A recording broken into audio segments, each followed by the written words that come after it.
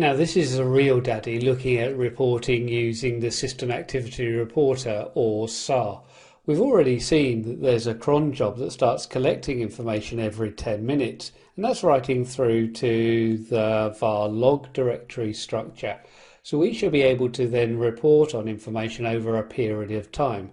Obviously, it's very much dependent on how much information we have stored. If we have only been running Systat for a while, then obviously we've only got, let's say, an hour or so of data. But of course, if we're running this all of the time, then we can go back to previous days and start getting a picture, maybe back over the last 28 days. Remember our history value that we talked about in the initial setup.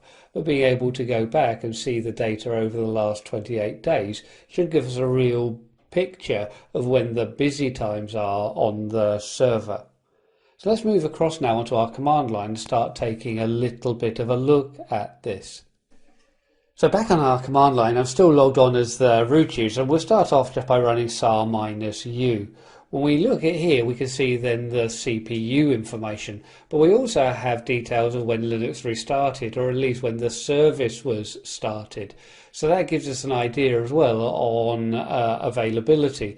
We can see that the restart was close proximity of each other and there was no collection data, but we could kind of see by the amount of data that was collected in between how often our system is becoming unavailable. So we can also report on the availability of our system through this.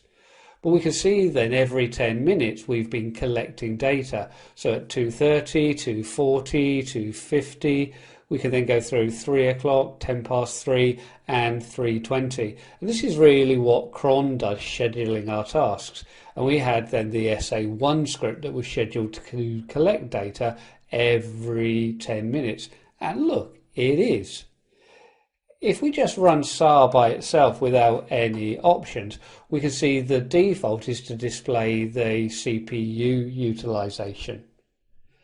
If we clear this out again and then go back and run, say, SAR-R, we're reporting on our memory utilization. If we go back and look at SAR-B, we're now going through looking at our disk I/O. So we can see then the busy periods when we were writing through to the test file there with DD. But again, what we're really trying to do is build up a picture of the bottlenecks during the day and then look for ways that we can plan it to happen better. Are there tasks that we can have happen later on? Are you doing, let's say, large SQL queries at the same time we've got a scheduled transfer of data? Let's clear this out. Now when we go back up, we can go through and look at our network activity. So -n and then dev. When we're looking at here, we can see then I've got 2 network cards as well as my local interface. And we can see then the data we've collected on those and which one's busy. I'm guessing when we look at this that ENP0S8, so the network card that's plugged into PCI bus 0 and slot 8 is what I'm connecting to for SSH, the remote connections, because of course that's the one that has got the data on it. Again, we can clear out of this. If I go through and run SAR-Q, this is another good one, we can start looking then at our load average and how it goes up. So we can see the run queue size, so what we've got waiting to happen. We've got our process list size, so how many processes we've got running. We seem to be fairly consistent at about 131 with a few extra peaks here and there.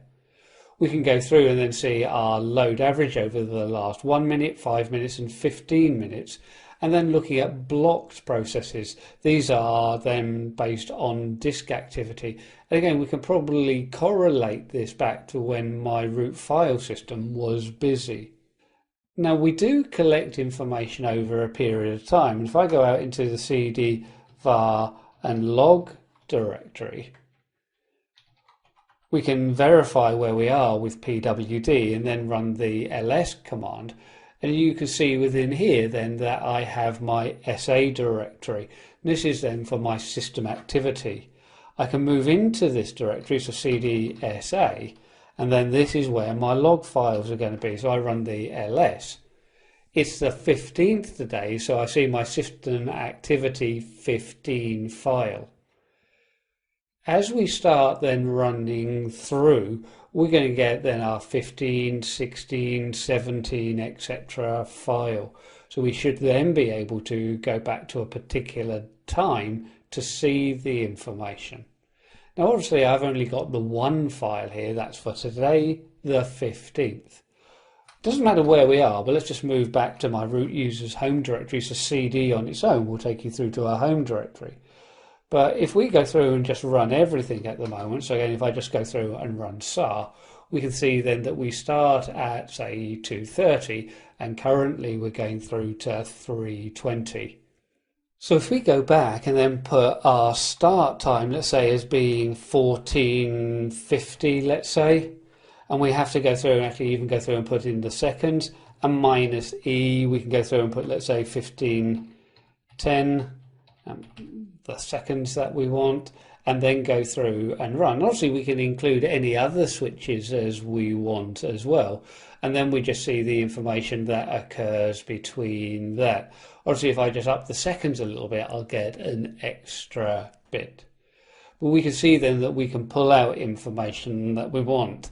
If we need to look at it for a different day file, we use then the -F switch, and then we can go through and specify which file that we want to go through. So we'll go through and say var log SA, and again I've only got the one file to go from, so it's going to be the same information, but we can start seeing how we can pull up information from different files.